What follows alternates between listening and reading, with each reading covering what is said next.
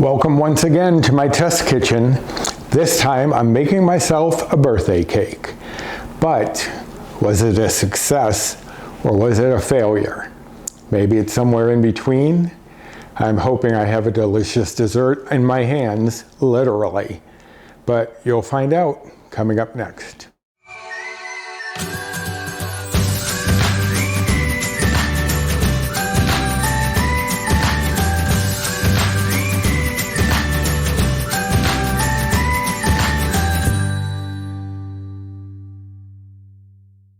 Hello and welcome to my test kitchen.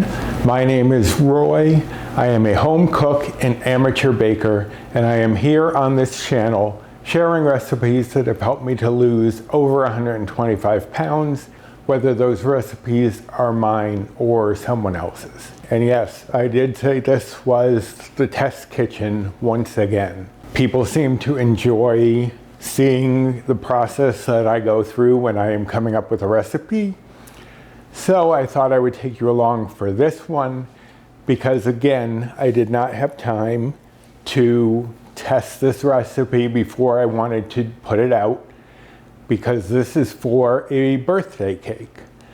Actually, it's a yellow cake and then a chocolate frosting, but it is my birthday on the 5th, which is this Sunday, so I'm making a birthday cake for myself. Yes. I've even thrown my own birthday parties. One year I even did a half-year birthday party. I am just that kind of person.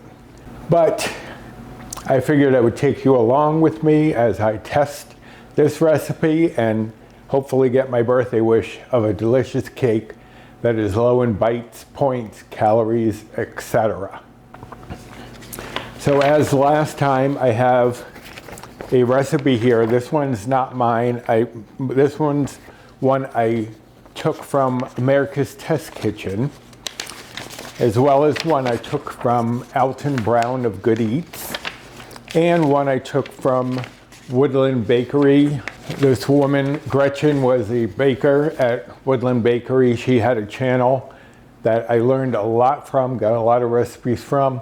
Now she's doing vegan baking, which I still watch on occasion, but it doesn't pertain to me as much. But I really did enjoy her channel. So these are the 3 cakes that I'm basing this one cake on. And I've taken things from different recipes based on what I liked, what I thought would work, and this is our test to see if it will. Now, all of them had the same amount of flour. That was 2.5 cups.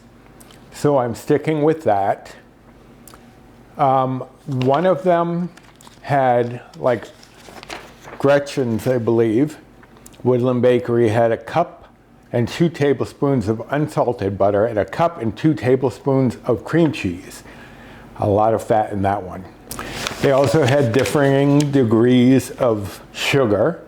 One has 1 1/4 cup, one has 2 1/4 cup, and one has 1 3/4 cup. So I'm going with the 1 3/4 cup, and I'm also doing, one had 8 eggs, one had 8 egg yolks. So this one that I'm using is going to use 6 egg yolks and 3 egg whites. And I did leave 1 egg uncracked so I can show you how it's best to separate them. Because we are going to be whipping up the egg whites, you can't have any fat in the bowl on the beater, because that will keep the egg whites from becoming foamy. So you just need 6 eggs, and 3 of the whites are going to be used for something else. I actually made a granola with 2 of them, and I will be sharing that on this channel sometime soon, because it would be a great thing to give as a gift, maybe for the holidays, or just have for yourself.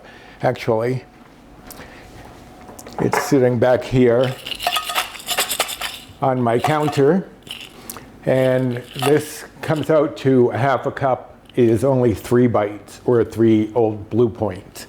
So that one will be coming up soon. But I did use 2 egg whites for that. I'm also going to be using one to test some sugar-free meringues. I'm hoping to make some peppermint meringues that I can share on this channel. That one I probably won't do as a test. I'm just going to use that one white and use that for the recipe as a test. And we will see how that goes. If you see it on this channel sometime soon, then it was a success.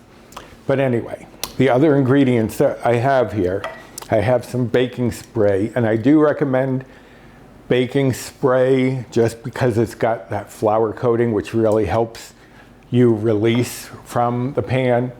If you don't have it, you can use cooking spray and maybe just sprinkle a tad bit of flour in there and tap it around.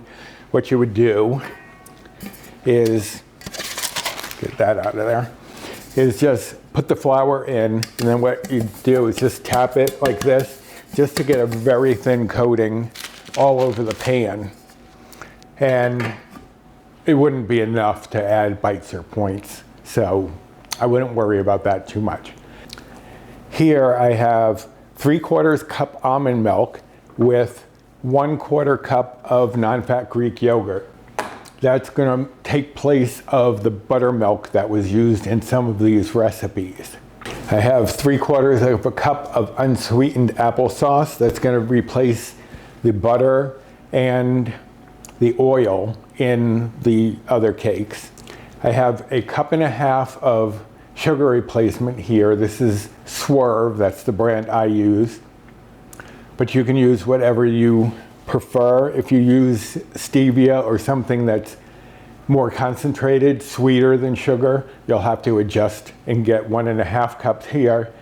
And it's going to say in the recipe 1 3/4 cup divided, because we have 1/4 cup here that is going to be mixed in with the egg whites, but you'll see that in a moment. We also have 1 1/4 teaspoon of baking powder, 1/4 teaspoon of baking soda. Now I've mentioned this before in other baking videos. The reason to use both is that the acidic nature of the Greek yogurt is going to prevent some of the lift that you would get. It's going to interact with the baking powder or baking soda and kind of like eat up some of what they have to offer our cake. By using both, what we're doing is saying, oh, here, come and eat this baking soda over here, and then the baking powder can do its work. I kind of said something before about having 2 kids. One of them lures the adult away while the kid does something else.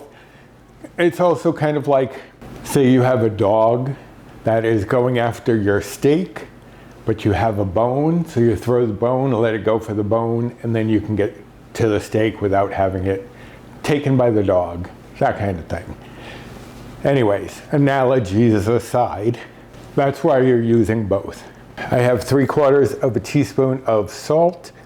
I have 1/4 teaspoon of nutmeg. Now, none of these recipes added nutmeg, but nutmeg adds a nice little sweet warmth to it that I really thought would enhance the flavor of this cake. I may be wrong. I may want to take it out later, but as it stands now, that is going in, and 1 teaspoon of vanilla extract. So I do have ingredients for a frosting. They are set over there because we don't need the frosting for quite some time yet. So I'm not going to confound you with too many ingredients on the table when we don't need the other ones just yet. But there will be a frosting, a chocolate frosting, but it's an adaptable recipe if it works out, so that you could make any flavor that you like as long as it's a sugar-free pudding mix flavor. So, but I'll show you that later. We are also, since it's a birthday cake, going to have sprinkles on it, and they are not going to add any bites or points. They will add calories or macros, but they won't add any bites or points because we're going to be using 1 teaspoon per serving, and 1 teaspoon of sprinkles comes up as 0.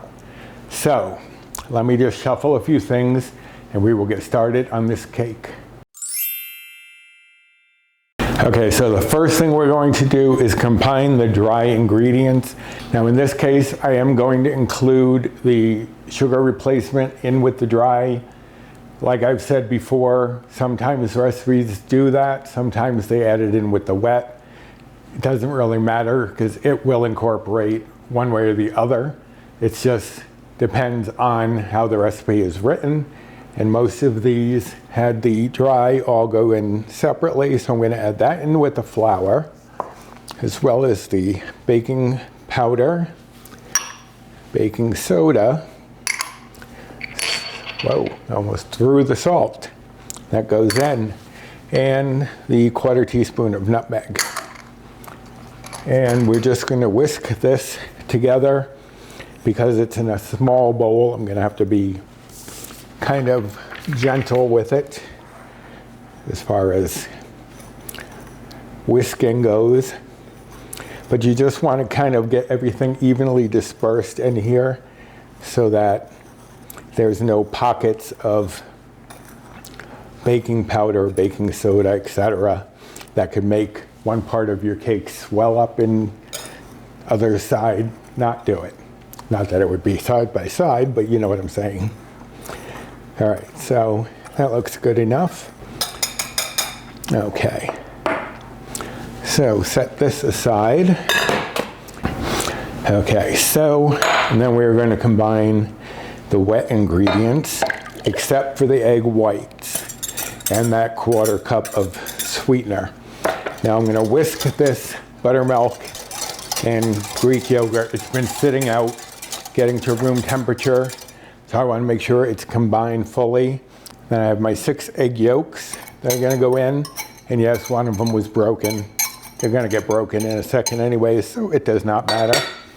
I'm going to whisk that in just to make sure those eggs get incorporated. Now, in a yellow cake, a lot of times where the cake gets its color is from the egg yolks. A lot of people think it's the butter, which can contribute, but it's typically the egg yolks that give it that yellow color. And if you've ever seen a white cake, those are typically done with no egg yolks whatsoever. And that's how it keeps its nice white color, is from just using egg whites. So the applesauce goes in and the vanilla. I'm gonna set this stuff aside and just whisk this all together. It doesn't take too long. You just want to kind of combine it all, and that's all there is to it. Now, I'm going to bring in our big bowl, and we're going to add in the 2 egg whites that I have here. Let me grab a, oh, there it is. So I'm going to use a piece of paper towel, just crack it on the counter. I wouldn't recommend cracking it on the edge of the bowl, which a lot of people do, simply because you could get shards of the eggshell to go into the egg. You could maybe break the yolk if you weren't trying to do that. So I just prefer doing it on the flat counter. I'm going to put my 2 thumbs where the crack is and press in slightly to pull them apart, and the egg white will automatically start falling into the bowl. And then I'm going to shuffle the egg yolk, if my arms will stay steady enough for this, back and forth, just to get that white out of there. I'm going to throw that yolk in with the rest of it, and this white, which is perfectly free of yolk, it's going to go in with the other whites. So we have 3 egg whites there and 6 egg yolks over here. I'm just going to whisk this yolk in with the rest before I get moving on. Okay, so now for the egg whites. What we're going to do is we're going to beat them with the electric mixer until they're frothy, and then slowly start adding in the sugar replacement. We're going to get the egg whites nice and fluffy, as you'll see. And what that's going to do for the cake overall is we're going to gradually fold it in, and I will of course show you that. But all those air pockets in the whites are going to help our cake really fluff up. It's going to be nice and tender if it works out correctly. So I'm going to beat these egg whites until they're frothy and add in the sugar replacement.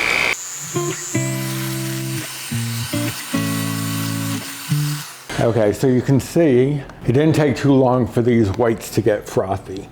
So I'm going to gradually sprinkle in the sugar replacement as I'm beating the egg whites.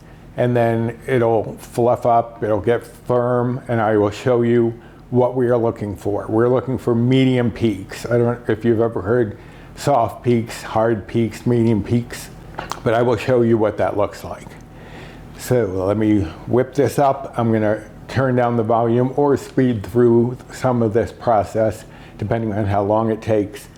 But I will show you how I sprinkle this in as I am mixing it.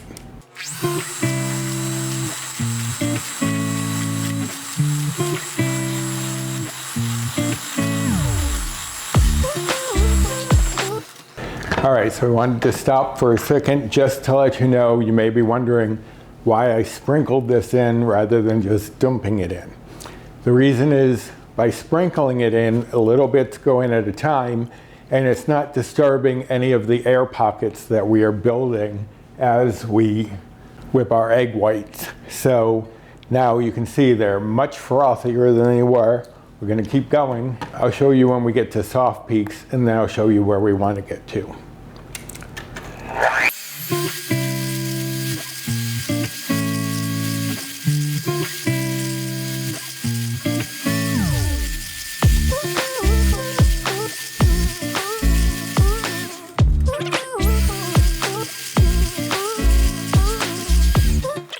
So that's at a soft peak. That's not what we're looking for. We want it a little firmer than that. That's holding, but it's drooping over, so it's not quite ready. Be right back when it is.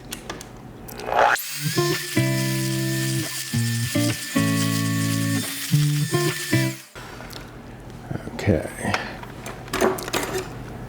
Now you can see they're much firmer. They're drooping over still, but look at this one in the bowl. This one's up almost like a wave in mid-motion.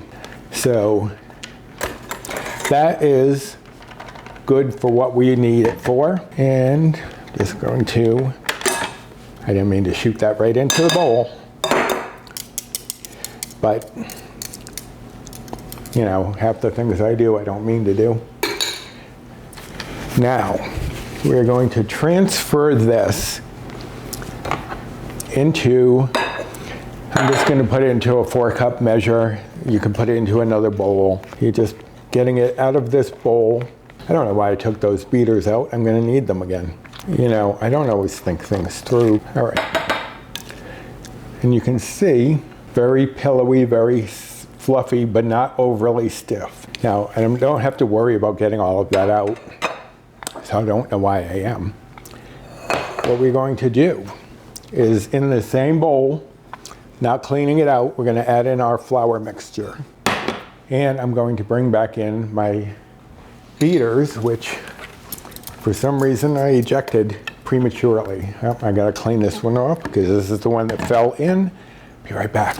Okay, now you could easily do this in a stand mixer if you prefer. That is totally fine. But what we're going to do is start our mixer on very low. I'm going to start it out of the bowl. So, because mine will do a quick burst, get really strong for a second, and then slow down. And I don't want it to throw flour all over the place. And what we're going to do is start pouring in our wet mixture here.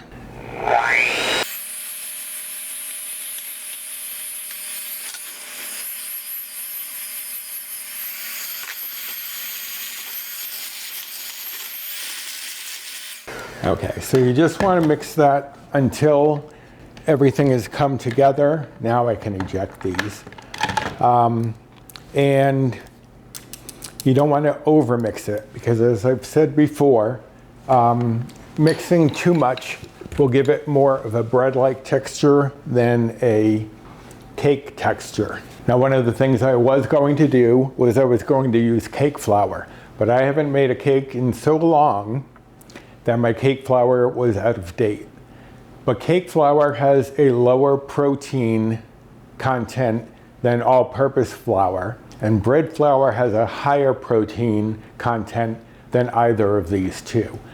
And the reason that matters is that protein is part of the process in forming gluten.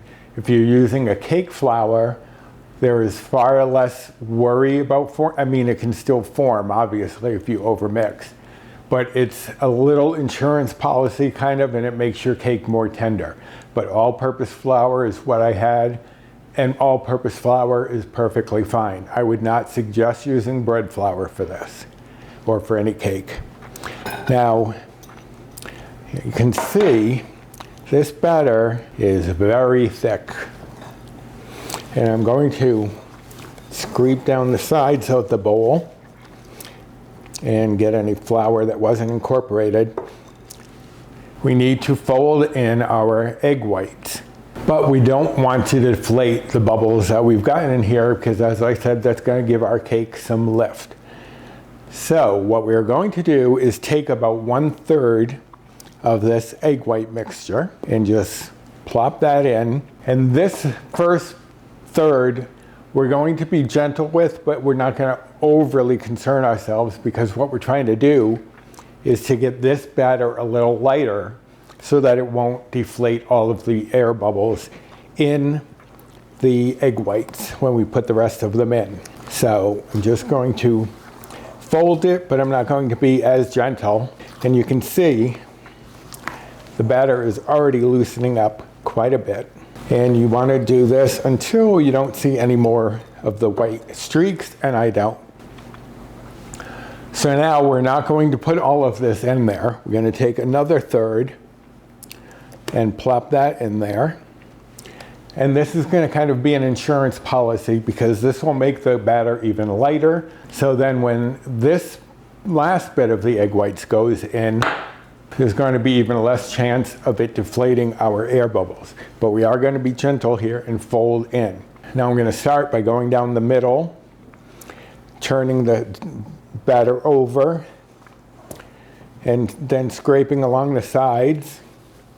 And this is what folding is. You're basically taking the batter and folding it over itself.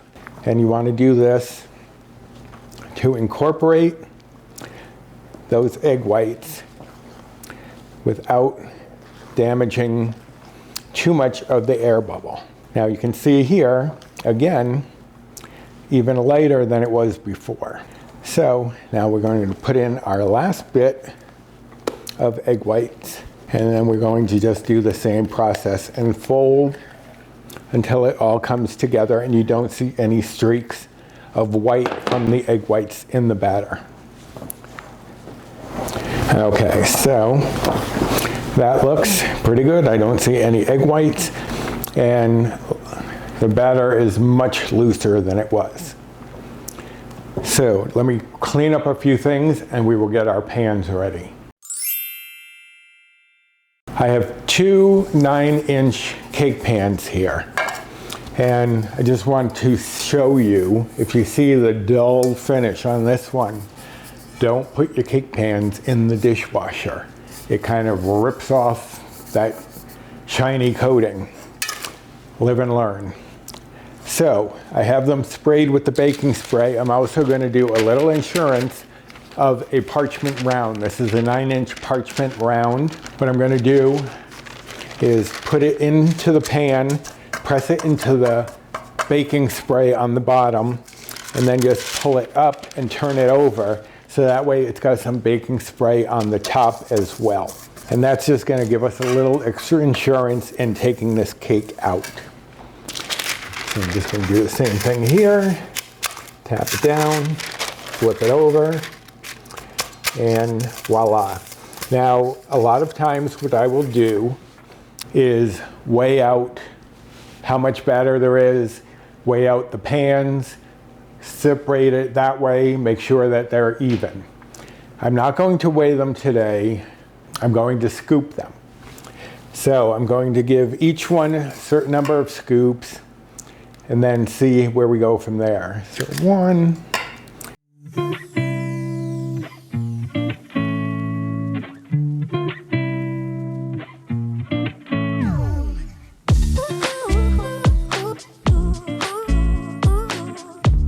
Just scrape down what's left in here, because you know we want every bit of this cake as we can get. Okay, let me get some paper towels to clean up these edges, because these drips on the side, you don't want them to burn as you're cooking the cake. So you want to wipe up any drips that may be there. So I'll be right back. Okay, so I've cleaned off the edges. One last thing I'm going to do before I put them in the oven is to tap them a couple of times on the counter.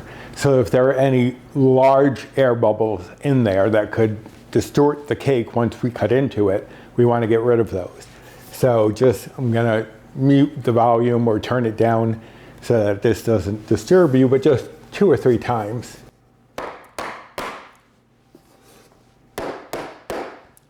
And then give it a little wiggle just to smooth everything out. Now, as I said, these are 9-inch cake pans. You could make these as cupcakes. You could make it in a 9x13 pan. You could make them in 8-inch cake pans if that's what you had. Just remember that when you use a different size pan, you're going to have to alter the baking time. So if it was in a 9x13, it'd probably be about the same height, but for the heat to get into the middle, might take a little bit longer. If it's an 8-inch cake pan, the batter is going to be much thicker, so you're going to maybe need a little more time than you do with a 9-inch. And obviously, if you're doing cupcakes, you would need far less time because they're smaller. But the best test is to do the toothpick and adjust if you decide to change the pan size. One other thing I wanted to show you. I'm going to let these bake for about 20 to 22 minutes. But it is always smart, especially if you're doing 2 cakes like I'm doing, because I want a layer cake. For a birthday, I want a layer cake. So what you would do is, let's say these are in the oven and they go halfway, so I do 10-minute timer. What I'm going to do then is take one cake out for a moment, move this one over to where it was and turn it. And then I'm going to put this one where that one was and turn it.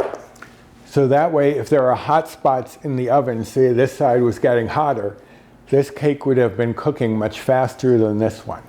So by rotating them and turning them, you have less chance of having a problem with one over the other. So it just helps to make the baking more uniform. But I'm going to go get these in the oven, be about 20-22 minutes, maybe more, I don't know, this is a test. And then we will see where we are at once they come out. Okay, so it has been actually about 30 minutes that I had them in there until I was satisfied with how the center was coming out. The cake will start to, you'll see some browning around the edge, and it will maybe start to pull away from the sides. So now we need to let them sit for about 10 minutes in the pan before we try to remove them. Because if you try to remove them now, they're too hot, they're not structured enough, so they would just fall apart as you tried to remove them. So we're gonna let them sit for 10 minutes in the pan, and I'll be back to show you what they look like. Okay, it has been 10 minutes. The pans are slightly cooler, they're still a little warm. What I'm gonna do is take my knife and run it around the edge just to make sure nothing's sticking when we try to release the cake. And these are not as fluffy as I would have thought. They're not as high. So we will see, this could be a fail. Now I'm going to take the pan and just flip it out onto my hand, peel off the parchment from the bottom, and then put it right side up on the cooling rack. And see, they came out pretty easily. But as I said, I expected them to be a little thicker, but I mean, they feel fine, but we shall see. So now, the hard part, these have to sit and cool completely for about an hour and a half to 2 hours. So I will clean things up, and I'll be back probably in about an hour and a half to show you how to do the frosting. Well, for you, it'll be just a second. So I'll be right back. Okay, so it has been about an hour and a half. The cake is nicely cooled. I'm not too sure about this one. Seems a little dense. This might be a fail, but we're gonna move on. I'm gonna do the frosting, then assemble the cake, and we will see if we have a failure or not. So for the frosting, we're gonna need 8 ounces of my homemade light cream cheese. This one I just made, so I'm going to portion that out into the bowl. Now I use 12 ounces of non-fat Greek yogurt to get this. I should have just over 8 ounces, maybe 9, but we'll see. I have 1 package of sugar-free Jell-O pudding mix. I'm using the chocolate because I wanted a chocolate frosting, but you could use any pudding mix that you want.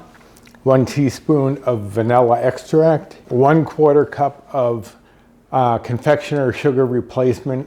You don't want to use regular sugar replacement because you'll get a little grittiness. The confectioner sugar replacement is more powdery, so it incorporates a little more smoothly.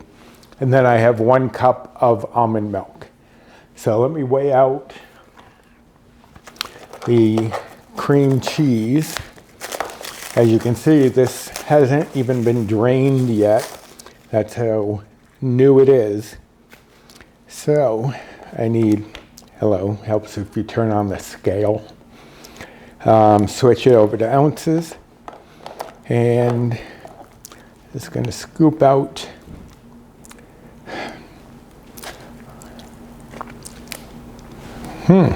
might actually do the whole thing.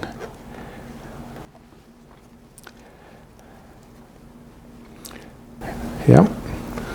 Okay, so 12 ounces of the non-fat Greek yogurt gave me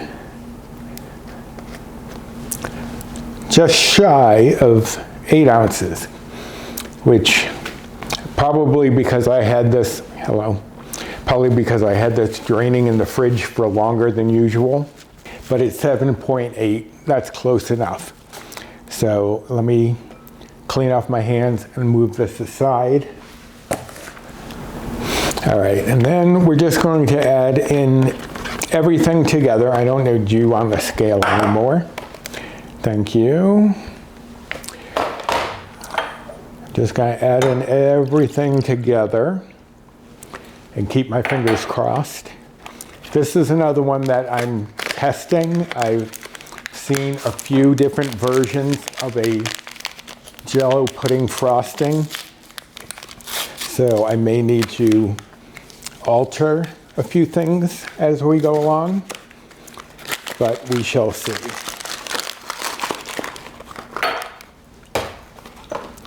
And the confectioner sugar and the vanilla. So I'm going to bring in my mixer and get all of this off the spatula that I can.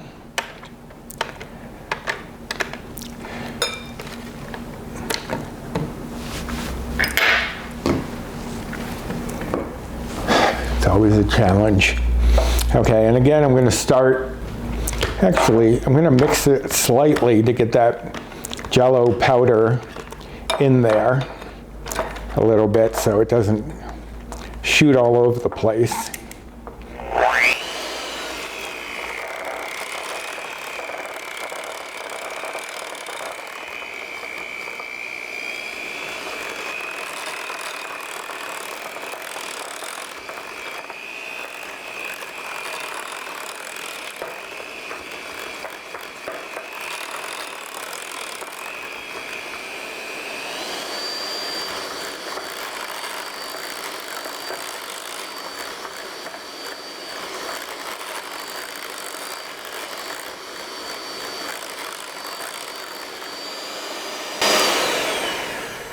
Okay, it doesn't look too bad.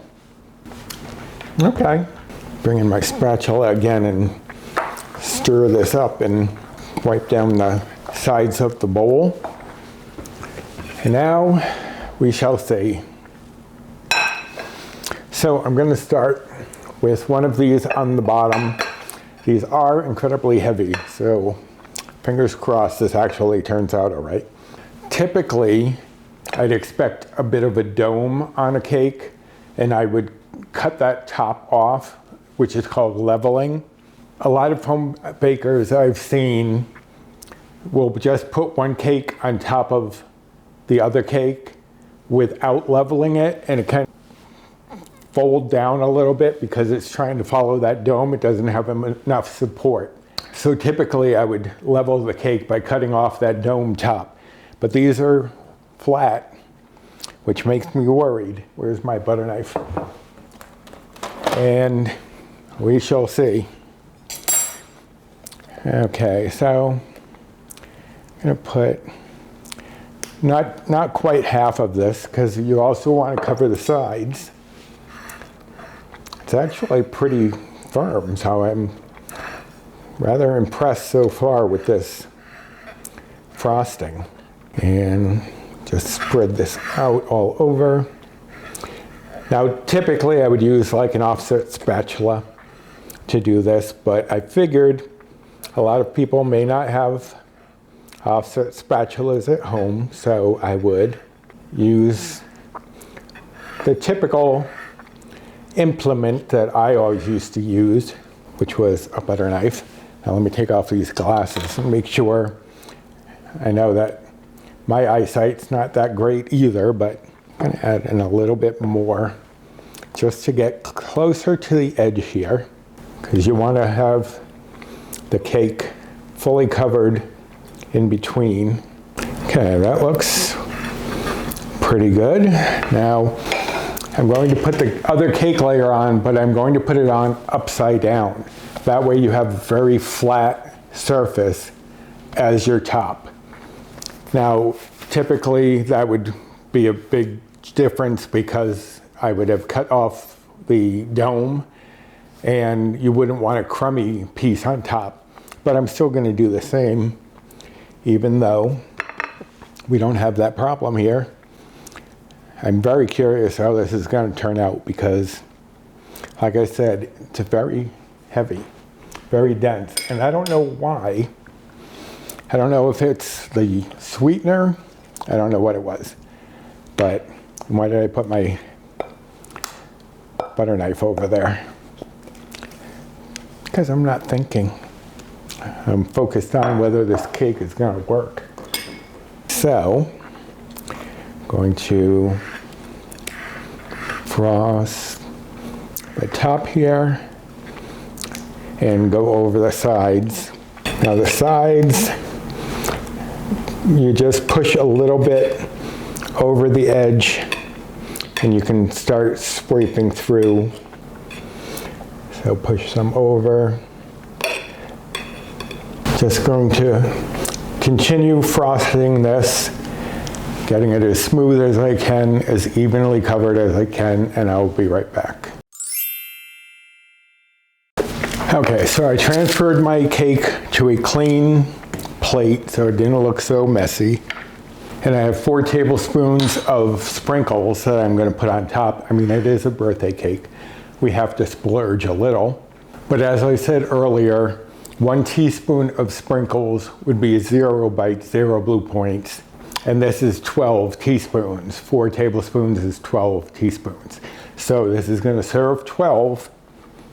So spread it out, although it looks like quite a bit, so I may not even need all of this. So I'm just going to sprinkle on the top. Yeah, I don't think I'll need all of this, so you can probably get away with much less.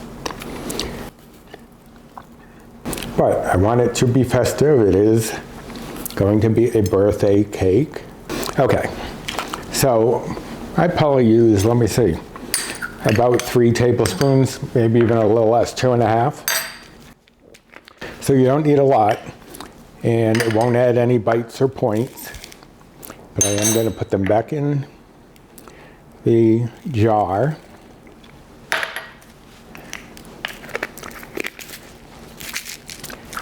And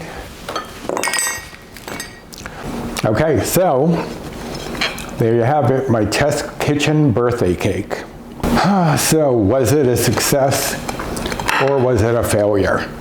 I am going to not post it here. I'm going to put a little card coming up next, like I did for the last test kitchen, success or failure. Okay, rather than put up a card,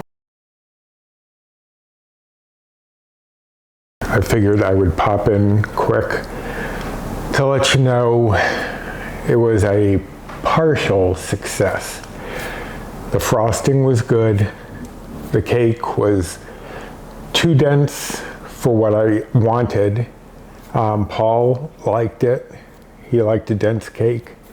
I was expecting something fluffier. So if you like a dense cake, you would like this. But I'm going to be working on it because it's not what I was going for. I didn't overmix it, I don't believe, because I looked at the footage and I didn't mix it for that long. So I'm thinking there was too much applesauce and other liquids, or I needed more leavening, more baking powder, baking soda, maybe a bit of both. And maybe both the too much liquid and not enough leavener. So I am going to be playing around with it. I'm going to post the frosting recipe on the blog. I don't know if I'll post the cake yet. If there are people out there who like a dense cake and you want that recipe, just let me know. Otherwise, I'm going to keep working on it and trying to get it the way I want it. Not bad though. The flavor was good. The texture was not what I was going for. But back to the drawing board. Okay, so you just saw whether this was a success or not. I will find out after dinner tonight, and we'll have some of this and we will test. Paul will be the true test.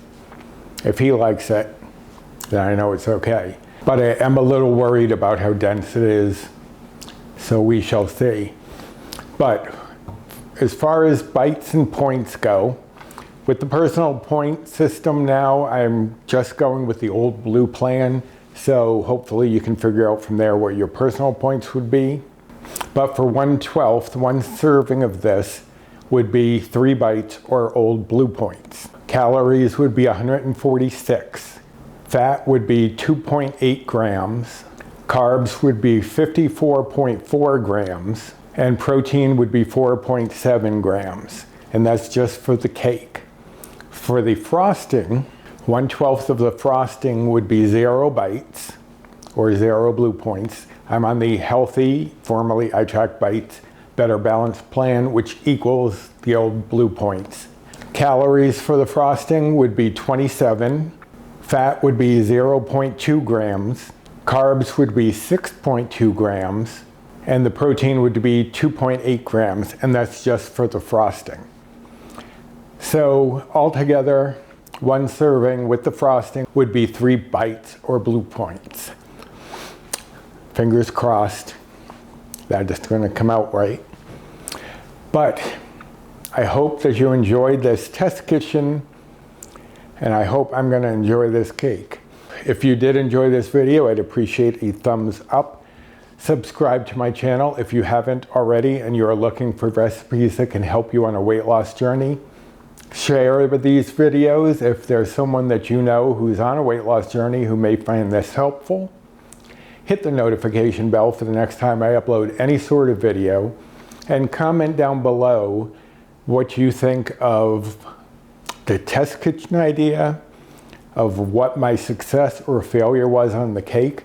If it was a failure, I will be working on developing something else. But I'm hoping I was able to just finagle a few little things and get it to work. And also, you can follow me on social media. Here's my Instagram handle. And there are 2 Facebook groups. I don't know why I did that. And there are 2 Facebook groups that I'm part of. One is mine, Recipes with Roy, And the other one is Finding Our Way, W-E-I-G-H. And that one I co-admin with Jennifer Lynn from the Jennifer Lynn channel, as well as Bree Coleman from Balancing Life with Bree. So join us over there. There's lots of tips, tricks, support, and great people over there. So I guess I'm going to go make dinner and hopefully have a delicious dessert at the end. Well, we'll see how my birthday cake goes. So until next time, bye.